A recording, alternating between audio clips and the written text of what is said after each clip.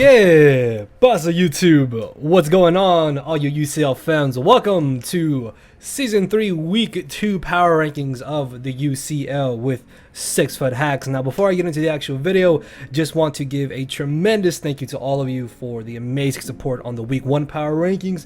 Glad that you guys did enjoy it. Some of you also left some comments, some advice, and like some constructive criticism on how I can make these better, so I'm going to try and implement some of those things into this week 2 power ranking and for the future power rankings as well. So hopefully the quality of them does improve a little bit, and if it does, then please let me know. As always, guys, if you do enjoy the video, make sure to hammer arm that thumbs up button down below and let me know in the comment section what was your ranking for week 2 or what was your favorite match of week 2. Me personally, my favorite match was definitely Mo versus Nappy. They had a pretty nail biter of a match. Some things happened, other things happen, and I will get into them once we get to their placements in the power ranking. So with that out of the way, let's go ahead and jump right into this. So at number 8, we have Jay, coach of the Carolina Keldios. Now, honestly, I don't have too much to say about Jay in this match. I really feel like Jay's biggest downfall in the entire game against Nick was that his prep was not really the best, and this match was a perfect example of what I said about Jay's team during the post-draft power rankings, where it's very bulky, yes, but it doesn't have the raw power that it needs in order to back up all that defense that he does have. If you watch the match, Jay just kind of struggled against everything that Nick brought, and the biggest problem was that Nick's prep definitely outclassed Jay's prep. Now, you can argue that if he had a Blacephalon over Minior, that he might have done a little bit better. I think that the match outcome wouldn't have changed, most likely, but I also don't think that Nick would have won 6-0. Like, if Jay had Z Mind Blast, and if he was able to catch the Alolan Muck and potentially knock it out with the Z Fire Blast or Z Mind Blast, and he was able to get rid of that Muck, Blacephalon might have been able to put in a little bit more work in the actual match itself. Since Nick didn't bring his, his Manaphy, I think he did have Flash Fire Arcanine though, but either way, Shadow Ball is still going to be doing decent damage to the Arcanine, so if he had been able to bring the Blacephalon, it might have made a bit of a difference affecting the outcome. I'm not entirely too sure. But once he lost Magneton, the match just kind of went downhill for Jay. He was really struggling to figure out exactly what to do against things like Celesteela, Nick's Comfey, even like those two mons together were a giant pain. Not to mention the Alolan Muck was also a nightmare for Jay to deal with, and this was a big showing of like why rocks are so important. Like, if he had been able to have rocks, he wouldn't have allowed Nick to have just so many free switches, being able to switch in and out as much as Nick wanted to. That wouldn't have happened. He would have had to deal with the Stealth Rock chip damage every single turn he was making a switch, and those rocks could have given Jay some information on something like the Celesteela, because Celesteela was actually Shed Shell, if I'm not mistaken, which was smart prep on Nick's part, and I'll worry about Nick afterwards. But once Magneton was switched into Celesteela on the Earthquake, unfortunately Jay just kind of crumbled, honestly. Like, the Minior wasn't able to do anything either. I don't even think a +2 Minior would have been able to sweep, honestly, because Celesteela was still so healthy. He also had the Alolan Muck around. Comfey could still most likely live a +2 hit. Yeah, he also had the Mienshao, which I don't think was Scarfed. I don't remember off the top of my head. I want to say it was Life Orb though. So like the little bit of fake out chip damage might have come in handy. Yeah, it's resisted, but still, like, chip damage is chip damage. So yeah, I don't know, like, I really don't think Jay's prep was all that great this time around. Also, Garchomp was unfortunately not able to do much either. I do like that he thought of the Z Fire Fang, because +2 Z Fire Fang definitely would have done a lot of damage to Celesteela, but it was just if it's not able to boost right away, it's not going to be doing necessarily much damage at all. And throughout this match, Jay didn't really have the best chance to try and set up, and even if he had, or if he did, he was not able to take as good advantage of it as he most likely would have wanted to. So yeah, it does kind of suck that Jay unfortunately got tossed in the match with a timer, but that's how things go sometimes. So yeah, just again, I feel like the draft is a little too passive. He can definitely try and form this around to be more aggressive when it comes to the prepping. I definitely feel like if he had just prepped a little bit better, or he had brought some different sets, he might have been able to kind of shift things into his favor, maybe pull out an outcome. But again, I don't necessarily think the outcome would have been much different outside of the score. So moving on to our rank number 7 team here, we have Twit, coach of the Grand Canyon Greninjas. Now, I do want to give props to Twit. Twit played pretty well this match. He was definitely able to, how do I want to put it? He was definitely able to get a better understanding of his team. He seemed very confident in all the plays that he was making. He never got shook once. He never really seemed to get kind of worried. Also, I was happy that he finally figured out how to use Kieran Black. You just bring it in and you click a button. That's all you do. You can predict something to switch in. You don't need to predict something to switch in. Something's going to get absolutely mollywopped. And even though Kieran Black did get burned, it didn't end up affecting the match entirely too much. Like, this was another game where I honestly thought Twit was going to pull out the victory near the end. And Shady was able to just kind of just barely snatch it from him.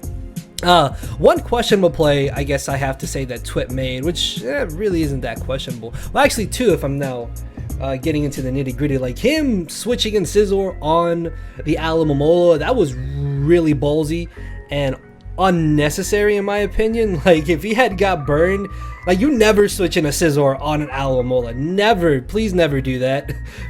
Please Twit. I was watching this and I'm seeing Scizor switch in. I'm like, oh, like, what are you doing? You're gonna get burned. And luckily he didn't get burned. Like, luckily he didn't end up getting burned, but still, just I don't know how Twit wasn't like so nerve-wracked by that, but just by having to switch in a Scizor on an Alamomola, I'm instantly thinking, oh, burn, you're gonna get burned. Like, what are you doing? No, okay, he didn't get burned. Okay, you narrowly escaped. And just it was so funny to me. I'm sorry. I don't agree with that whatsoever, but hey, it worked out for him. Also, him switching Cryogonal in to the Tornadus was a little bit questionable, but that's kind of debatable because he didn't know that Tornadus was carrying the acrobatics. So if it had been like a Hurricane or something, or like a U-turn potentially, then yeah, Cryogonal would have been able to take the hit easily, and then the following turn he might have been able to get off a huge hit in return. Rhydon definitely put in some good work. I like the AV Drapion, but I don't like the fact that he didn't go for a double knockoff. I think he went for Crunch and then he went for knockoff, if I'm not mistaken. So I feel like he definitely should have just gone for 2 knockoffs. Like, I'm pretty positive that if the opposing Pokemon is holding an item, knockoff does a little bit more damage than what Crunch does. But I guess he did get the defense drop with the Crunch, so it doesn't really matter. The Scarf Galvantula was very interesting in my opinion, because Nidoqueen is like legitimately a hard stop to Galvantula. Like Nidoqueen just kind of sits in front of Galvantula, and there's really nothing that Galvantula can do to it in return. But I don't think Shady ended up bringing it this match, if I'm not mistaken, right? Yeah, he didn't. I don't think he did end up bringing in, or just bringing the Nidoqueen in general. Otherwise, it would have been a perfect switch. And regardless, though, I think Twit definitely did play well. It seems like he has a little bit more of an understanding of his team and how it's supposed to work. So that's why I didn't feel like it warranted him moving down. Plus, I don't think anybody else played worse than Jay. But yeah, so I feel like Twit's definitely solid, sitting at number 7. So we're gonna move on up here. Moving on to number 6, we have Nick, coach of the Chicago Buffalons. Now, I know, Nick was number 6, week 1. And you guys are probably asking yourselves, well, Leo, why don't you move him up? He clearly had like the most dominant victory. He clearly was in control of the entire, he was in control of the entire match. His prep was really good. But at the same time, you have to realize that the way that Jay was playing, the way that Jay prepped, Nick legitimately never, he had no care in the world. And I don't mean in a sense where like you're playing a match and you're not worried about like potential setup mons in the back or potential just offensive threats in general. Like Nick literally just had no like worries whatsoever. Like he had an answer to legitimately anything and everything that Jay could have did, but that doesn't warrant him, in my opinion, moving up, because it wasn't as challenging of a match as the other opponents were, if you guys get what I'm trying to say. Like, yeah, I don't think Nick played bad at all. Nick had great prep. Celestial, an absolute nightmare. The recycle muck was really good. The flashfire Arcanine would have been a nice failsafe if Jay did bring the Blacephalon, the Comfy. I really like the Comfy. Aromatherapy, man. Jay got fixated on trying to get the burns, and then when aromatherapy was shown, it was basically over. Like if you watch the match, you watch it from both perspectives, you can see that Nick like really has nothing to worry about the entire match. So that's why I don't feel like he necessarily should have moved up, when I still think the other coaches played better than him. But if he does end up playing well like he did in this match in week 3, and he is able to pull out the victory, then I will definitely say he will be moved up. But for right now, I think Nick can stay at number 6, and there's still the rest of the season, so who knows, by the end of it he may be up to number 1, so we'll just have to see how things go. But yeah, I don't have too much to say about Nick. I really feel like he had no struggles in the match whatsoever. He really didn't need to worry about anything. He could have just laid back and clicked buttons, and that's kind of what it seemed like, honestly. But yeah, moving on to our rank number 5 squad here. This is where things kind of get shifted up a little bit for those of you who are wondering. We have PK, coach of the Feraligators, the Philadelphia Feraligators. I don't know why Philagators, I think. I don't know. Anyways, just little tangent. But Gators here unfortunately dropped 2 spots. Now I will touch upon the bit of hacks that happened in this match. Just hold on, okay? Hold on. So first off, PK played pretty good. I think PK definitely ended up playing a much more challenging matchup, and that's why I have him above Nick and not below Nick, because like PK not only played well in this match, but he was facing a well-versed opponent that had good prep, that knew what they were doing. Like even when PK seemed kind of in the back foot a little bit, he was still able to kind of maneuver his way out of it. The bit of hacks that did happen, in my honest opinion, was not entirely game-changing. Now, hear me out here. I feel this is something I kind of noticed from the week 1 power rankings, and I noticed that a lot of people just kind of get fixated on one aspect of the match, or like they only look at a match like step by step by step, instead of like trying to step back and take a look at the entire matchup in its whole, like look at the bigger picture of things, instead of just like what happened in that one little instance or what happened in that one specific turn. Now what I mean by that is that if we go back to the match, you see that it's Garbodor in against Tapu Koko. Tapu Koko is like basically super low at this point. It's gonna get KO'd regardless of if he did not KO the Garbodor or not. So it was obvious that Nexus was gonna sack off the Koko. So if he had not got the full paralysis and Garbodor was able to hit the Gunk Shot, first off, you have to hit Gunk Shot, which in alone is annoying as it is. But I guess the odds were even more stacked against PK, and unfortunately he did get paralyzed. But if he had hit that Gunk Shot and he had knocked out the Koko, at that point Zydog just comes in.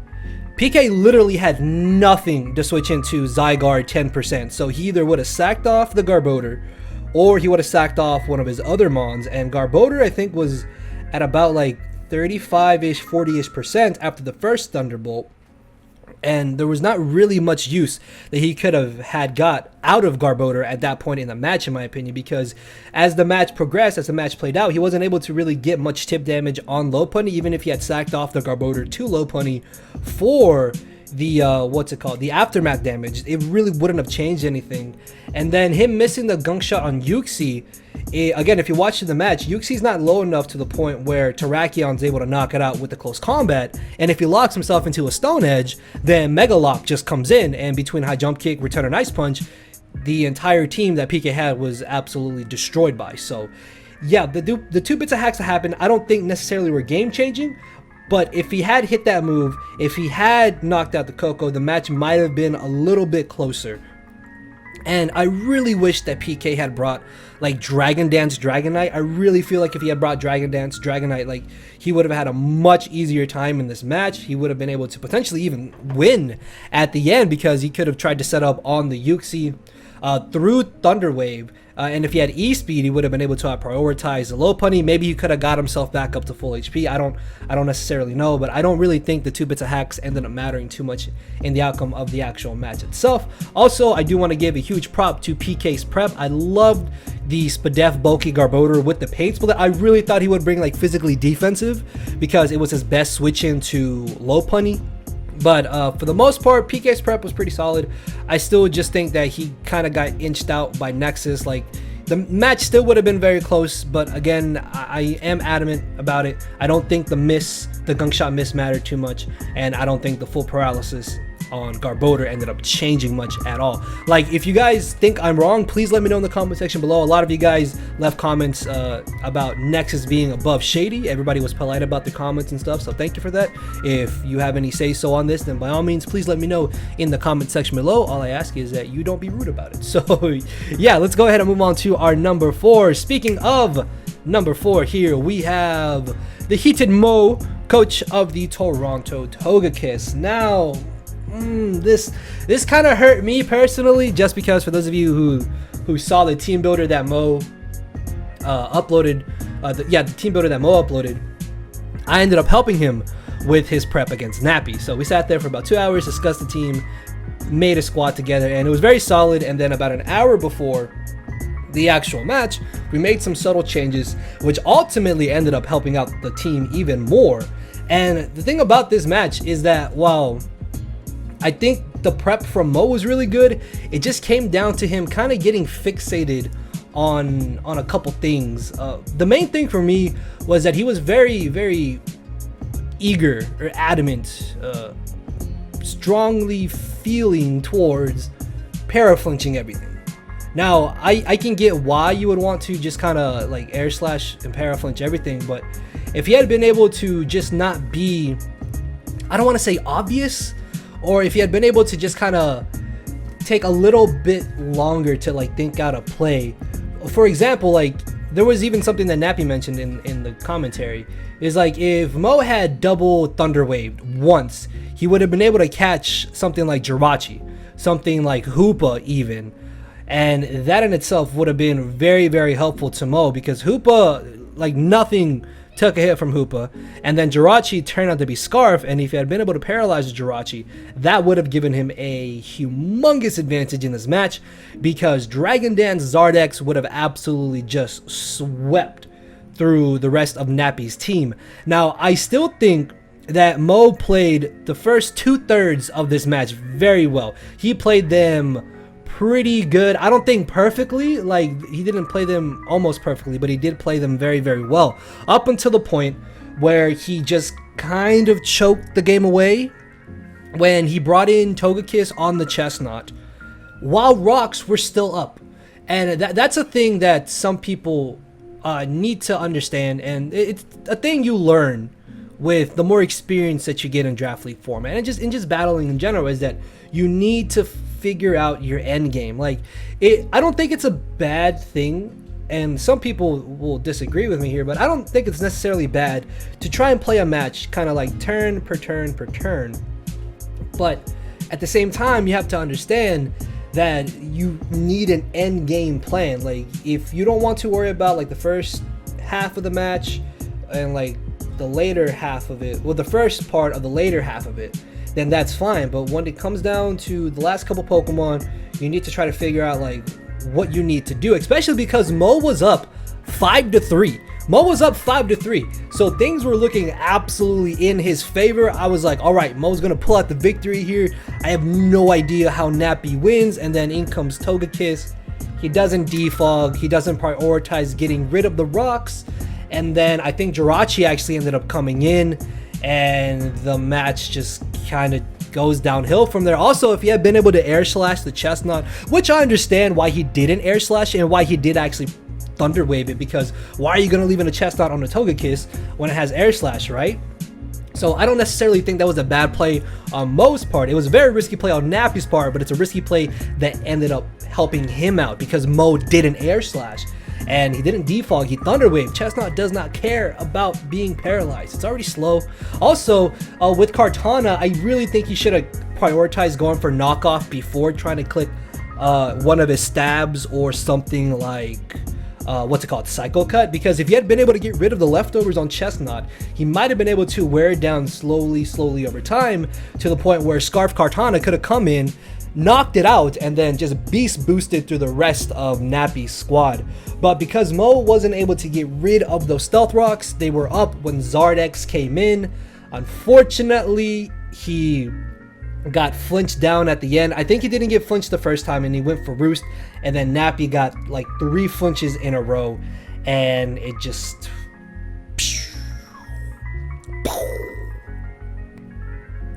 big old explosion down and fiery flames. So that does kind of suck. Like I was really rooting for Mo. I really wanted him to pull out the victory. I knew he could pull out the victory, but it's just he wasn't able to visualize the end game, I want to say. And again, like nothing wrong with that. That's something that you learn with experience and the more that you play it. So I'm not knocking him or anything, but just if he had just not been so fixated on like thunder waving everything, air slashing everything, then I really feel he might have been able to pull out the game at the end with Dragon Zard X, because literally all Zard had to do was come in, Dragon Dance, and it was basically a good game. Also, the head smash Dawn fan, oof, you're welcome. That was really good. I like that for sure. At rank number 3, we have Numb Nexus, coach of the Pittsburgh Pichus, moving up from number 4 from week 1 to number 3 this week. Now, personally, I think Nexus played this match pretty solid. Again, much like Mo, I suppose, he didn't really play the match like perfect. Like there was some misplays here and there. And then the bit of hacks that he did get, while I don't think was game changing, there is no denying that it did end up helping out Nexus a bit, because he was able to keep his Coco around to sack it off, to know what PK was going to bring in, instead of it being like vice versa, where even though Nexus' Zydog came in, at that point PK would have been able to make the appropriate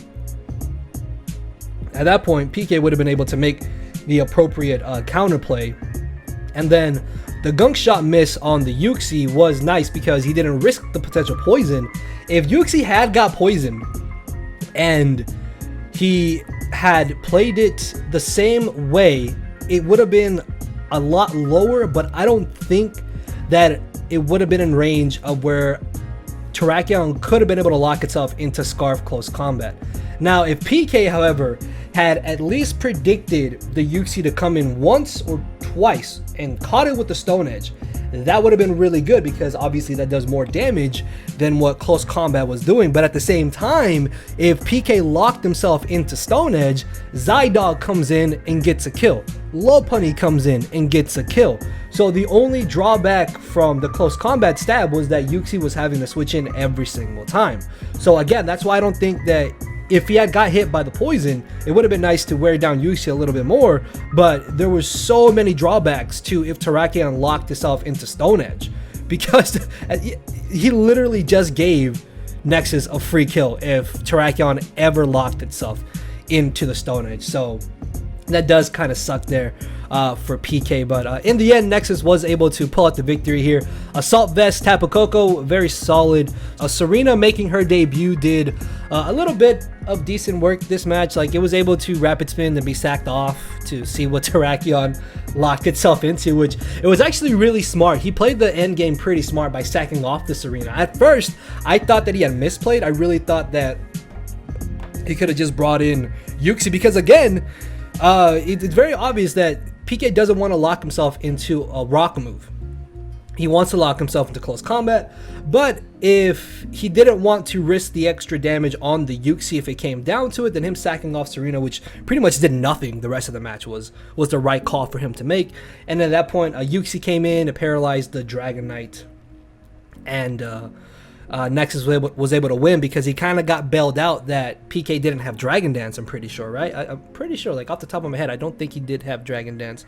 I checked back on the team builder earlier today too to double check, but I'm very positive he didn't have the Dragon Dance. Maybe I'm wrong. If I'm wrong, please correct me, but I'm pretty sure he didn't have it.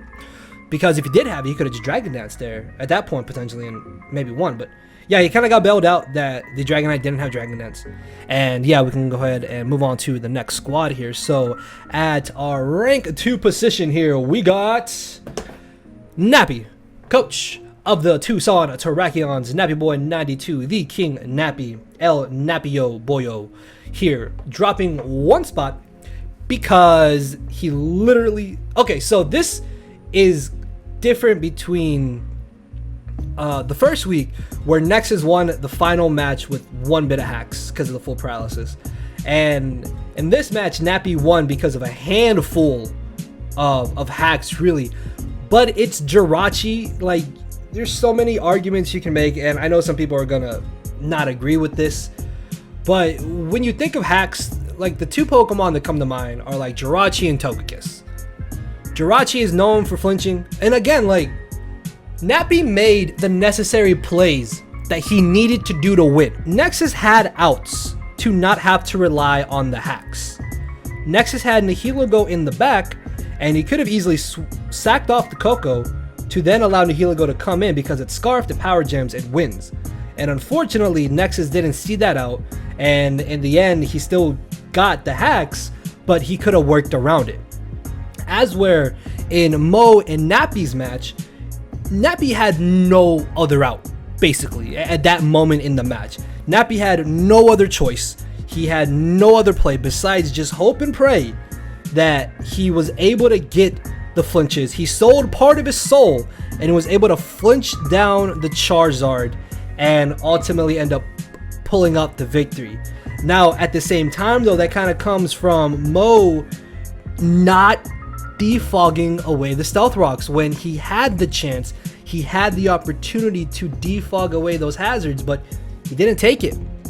And in the end, Nappy played how he had to try and win this, and it came down to the Jirachi flinching down the Charizard, and ultimately he was able to win.